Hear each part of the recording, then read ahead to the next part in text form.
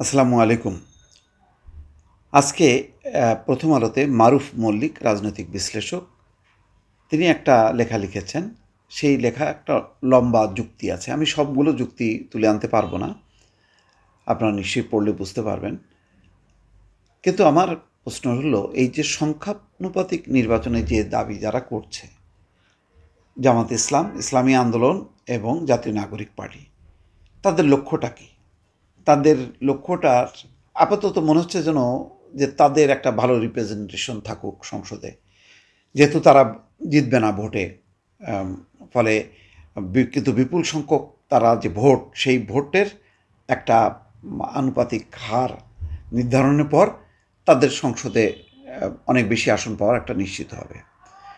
কিন্তু এর মধ্য দিয়ে যে আওয়ামী লীগও ফিরে আসতে পারে, সেটা কিন্তু অনেকেই টের পাচ্ছেন না। এখন আবার মুখে তারা চরম আওয়ামী লীগ বিরোধী, আওয়ামী লীগের দল নিষিদ্ধ করো, এ করো, তা করো। কিন্তু এখন আওয়ামী লীগ যে আদৌ নির্বাচন আসতে পারবে কি পারবে না, শেষ পর্যন্ত আন্তর্জাতিক প্রেসারে এমন যদি হয় আওয়ামী লীগের কেউ মানে ইলেকশন করতে পারলো না, মানে যারা বিচার আছে বা বিচারাধীন, তারপরও একটা ছাড় দিতেই হবে।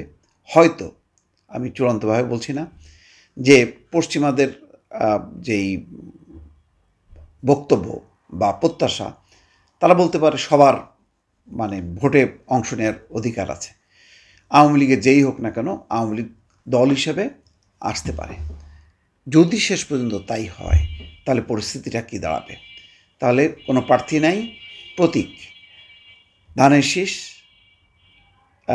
নৌকা, দাড়িপাল্লা, তারপরে অন্যান্য যার যা প্রতীক।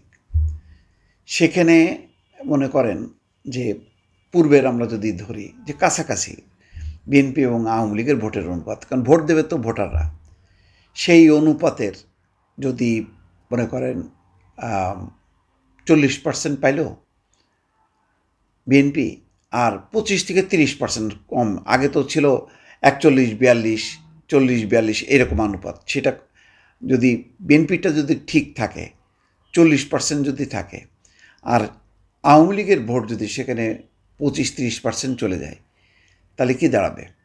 যদি 25টা হয়, তাহলে তাদেরটা হবে 75টা আসন।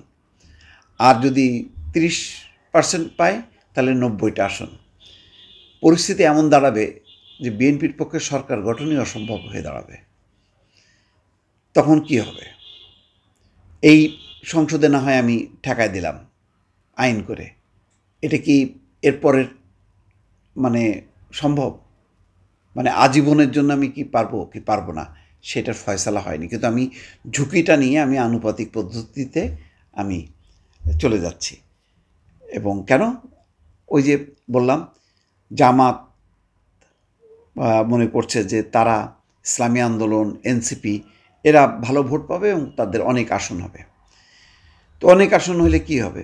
যদি এমন আসন পায় যে কাছাকাছি চলে গেল, ধরেন আওয়ামী লীগ নাই, কিন্তু বিএনপি পাইল 40% বা 45%, আর বাকি সব অন্যরা মিলে পাইল। তো তাহলে অন্যরা মিলে একটা সরকার গঠন করবে ওই আনুপাতিক হারে।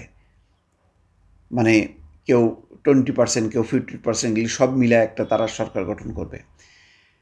এবং ওই সরকারের ভবিষ্যৎ কী হবে? এরকম একটা ঝুলন্ত পার্লামেন্ট বাংলাদেশের রাজনৈতিক শাসন ব্যবস্থার কি হাল দাঁড়াবে, সেটা কি কেউ কল্পনা করেছে? এবং এই জটিল হিসাব নিকাশে আর এক ধরনের রাজনৈতিক অস্থিরতা, অনিশ্চয়তা, এটি কি ধারণ করতে পারবে? বলা হচ্ছে কর্তৃত্ববাদী।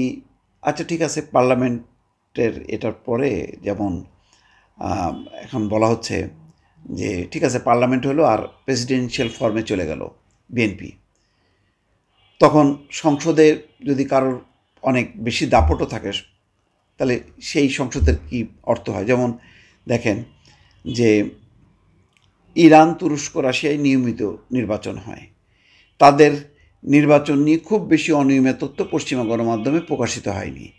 আবার একই সঙ্গে এই 3 দেশে কর্তৃত্ববাদ ঠেকানোও সম্ভব হয়নি। উল্লেখ্য, তুরস্কের সংসদ গঠিত হয় সংখ্যানুপাতিক পার্টি লিস্ট পদ্ধতিতে, কিন্তু সেখানে রাষ্ট্রপতি শাসিত সরকার ব্যবস্থা রয়েছে, সেখানে এরদোয়ানই শেষ কথা। ইরানেও পার্লামেন্ট আছে, কিন্তু সেখানে ধর্মীয় নেতা আয়াতুল্লাহ আলী খামেনি হচ্ছে শেষ কথা। এবং রাশিয়াও পার্লামেন্ট আছে, কিন্তু প্রেসিডেন্ট হচ্ছে ভ্লাদিমির পুতিন, এবং ভ্লাদিমির পুতিনই হচ্ছে শেষ কথা। তাহলে কি লাভ হলো? অনেকগুলো বিষয় আছে, সেইগুলো আসলে সংখ্যানুপাতিক নির্বাচনে যেই দাবি যারা করছে তারা আসলে পরিস্থিতিটাকে আরও জটিল করবে, সরকার ব্যবস্থাটাই একটা কলাপস করবে। ফলে প্রচলিত যেই পদ্ধতিটা আছে, প্রথম অবস্থা হলো একটা সুষ্ঠু নির্বাচন করে সেই সুষ্ঠু নির্বাচনের মধ্য দিয়ে একটা দল ক্ষমতায় আসাটা হচ্ছে প্রথম সংস্কারের অন্যতম মূল শর্ত। তারপরে আস্তে আস্তে পার্লামেন্টে আপনি বিতর্ক করেন, পার্লামেন্টের বাইরে আপনি জনগণকে সংগঠিত করেন, তারপর স্টেপে আপনি অন্যান্য কর্মসূচিগুলি ইমপ্লিমেন্ট করেন। কিন্তু এখনই যদি সবগুলো নিয়ে, যেমন এখন ঐক্যমত্য কমিশনের যে সহসভাপতি অধ্যাপক আলী রিয়াজ, তিনি অসহায়ের মতন বলছেন যে আসলে আমরা আমাদের মূল অবস্থান থেকে সরে এসেছি, এখন কমন ইস্যুগুলি কি সেগুলিকে জোড়া দেওয়ার চেষ্টা হচ্ছে। এটা সম্ভব না, বাংলাদেশের গণতন্ত্রের চর্চা বলতে গেলে হয়নি। সুতরাং এখন এক ধাপে আমি সমস্ত গণতন্ত্রের সকল শর্ত মেনে নিয়ে একটা নতুন যাত্রা শুরু করব, সেটা মানে কল্পনা করতে ভালো লাগবে, কিন্তু বাস্তবে সেটা সম্ভব না। দর্শক ভালো থাকবেন, আল্লাহ হাফেজ।